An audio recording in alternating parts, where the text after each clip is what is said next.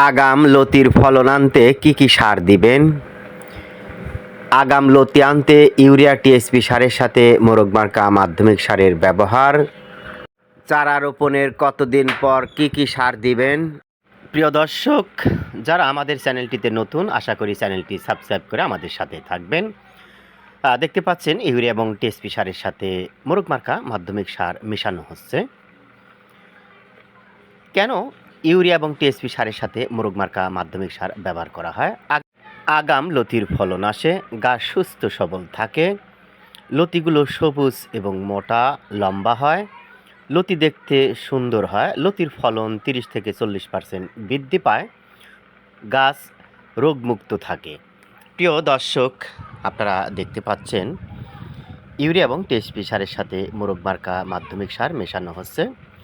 মেশানোর সময় আপনারা চাইলে হালকা বা অল্প পরিমাণ পানি ছিটিয়ে দিয়ে সুন্দরভাবে মেশান। দেখতে পাচ্ছেন আমরা কিন্তু অল্প বিস্তার পানি ব্যবহার করে ইউরিয়া এবং টিএসপি সারের সাথে মোরগ মার্কা মাধ্যমিক সারগুলো মেশানোর চেষ্টা করছি। প্রিয় দর্শক, যারা বাড়িলতি রাজকোষে এক চাষ করেছেন, সঠিক সময় সঠিক সার ব্যবহার করবেন। এতে গাছের স্বাভাবিক বৃদ্ধি বজায় থাকবে, গাছ পচনমুক্ত থাকবে, রোগবালাই কম হবে। কারণ আমরা যেমন খাবার খাই, গাছ বা উদ্ভিদও তেমন খাবারের দরকার হয়। সারগুলো মেশানো শেষ হলে আপনারা চেষ্টা করবেন সারগুলো উপর থেকেই ছিটিয়ে দেওয়া। কখন চারা রোপণের পর সার প্রয়োগ করবেন? প্রিয় দর্শক, চারা রোপণের পর যখন দেখবেন গাছের পাতা 1.5 থেকে 2টা হয়েছে, এ সময় আপনারা অবশ্যই প্রথম ডোজ হিসেবে ইউরিয়া এবং টিএসপি সারের সাথে মোরগ মার্কা মাধ্যমিক সার ব্যবহার করবেন। দেখেন গাছগুলো সুস্থ সবলভাবে বৃদ্ধি পাচ্ছে। সার প্রয়োগের পূর্বে যদি দেখেন জমিতে আগাছার জন্ম নিয়েছে, অবশ্যই আপনারা আগাছাগুলো পরিষ্কার করে তারপর সার প্রয়োগ করবেন। নিয়মিত পানি সেচের ব্যবস্থা রাখবেন। আপনারা চাইলে মাঝে মধ্যে জমিটা শুকিয়ে দিবেন, এতে গাছ আরও সুস্থ সবল থাকবে এবং শেষ পর্যন্ত টিকে থাকবে।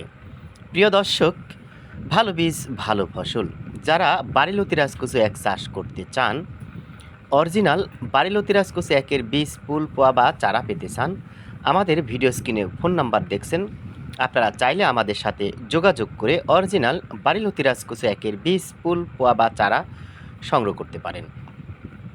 কখন বাড়িলতি রাজকোষে এক চাষ করবেন?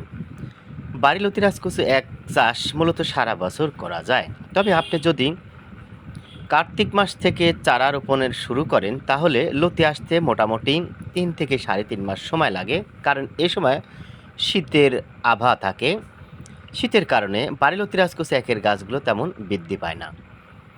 চলছে আগস্ট মাস, এ সময় যদি বাড়িলতি রাজকোষে এক চাষ করেন, মোটামুটি ভালো মানের চারা হলে মাত্র 45 দিনে আপনি লতি উত্তোলন করতে পারবেন।